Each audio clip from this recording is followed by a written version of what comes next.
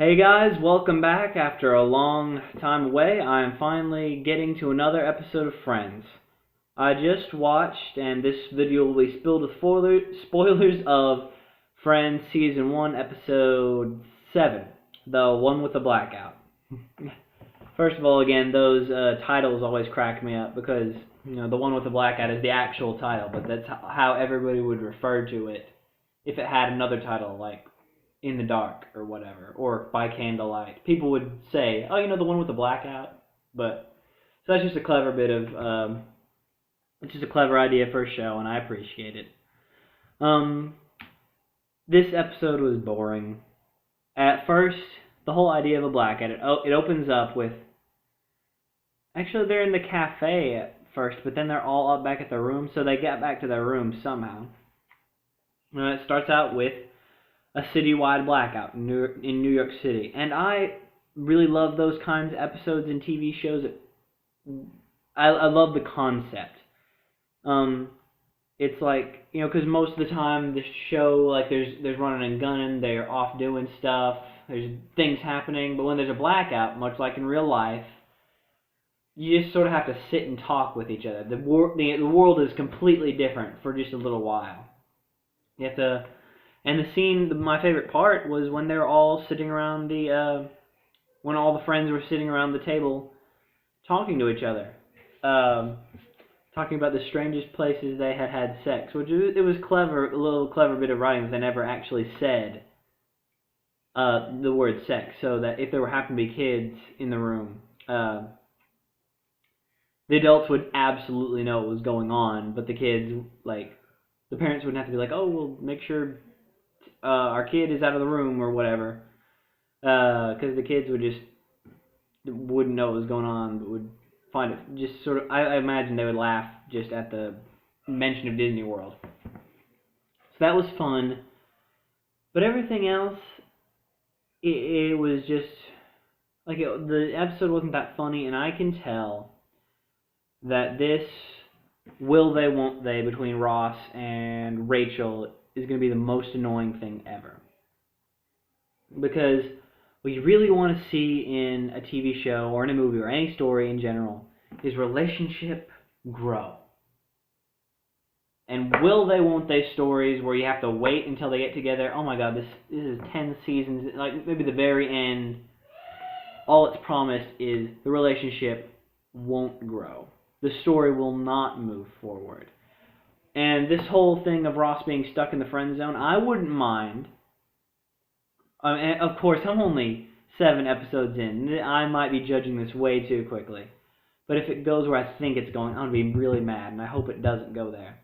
Because the problem with will they, won't they storylines, this whole concept of Ross being stuck in the friend zone, is it means that him and Rachel aren't going to have a real relationship until it's time for them to get together at the end.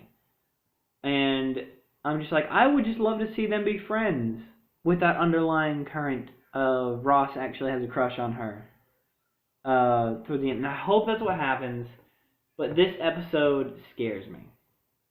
Number one, it makes me not like Rachel and Monica and Phoebe very much. I mean, I get the sexy Italian foreign guy, but, well, okay. Maybe it's just that I'm a guy and I don't appreciate the situation. In the same way that Ross and Joey obviously didn't appreciate the situation. I mean, I guess if Rachel really doesn't know about Ross's feelings towards her, then you can't blame her. It just seems really weird. I'm personally not a big fan of relationships based on passion, but that's just me. Because I'm one of the unique people that I springboarded directly from the friend zone into a relationship, or into the relationship I'm in now. But I'm getting too personal. I just really hope that there is more to Rachel and Ross's relationship than an underlying tension and Rachel's ignorance until who knows how many seasons in. I mean, they don't have to be together, but I want to see them interacting in a way that's entertaining and a way that's believable. And I hope those characters, every time they are in a scene together, there won't be just that, I'm like, gosh, it's Rachel. I'm gonna talk to her. Like that little thing at the laundromat. That was so cute. That was fun. Now, all of that being said, most of the jokes are pretty forgettable. Joey is the only one who really got me to laugh, except for the cat attack. That was fun. But Joey was the only one who really got me to laugh in this one. And I really didn't like Chandler's subplot, where he gets stuck in an ATM because of the blackout. The power gets shut off, so the electric doors won't open. He gets stuck in this ATM atrium. I don't know what they said it was. An ATM box with this really hot girl who's apparently a Victoria's Secret model. What are the odds, right? And I thought, oh, okay, this is going to be funny. It's all going to be about him trying to talk to her and being a little awkward. But maybe they'll actually have something, or maybe not. And 90% of it was him with internal dialogue. Just him talking in his head while he awkwardly smiles at her and she awkwardly smiles back at him. The little bit at the end where she was spinning the pen around her head like they're playing a game, like that was fun. I wanted to see much more of them interacting, two actors, as opposed to dialogue played over the scene of two people standing in a box. It got real boring real fast. This entire episode, I probably won't remember a thing about it, except for the fact that there was a blackout in it.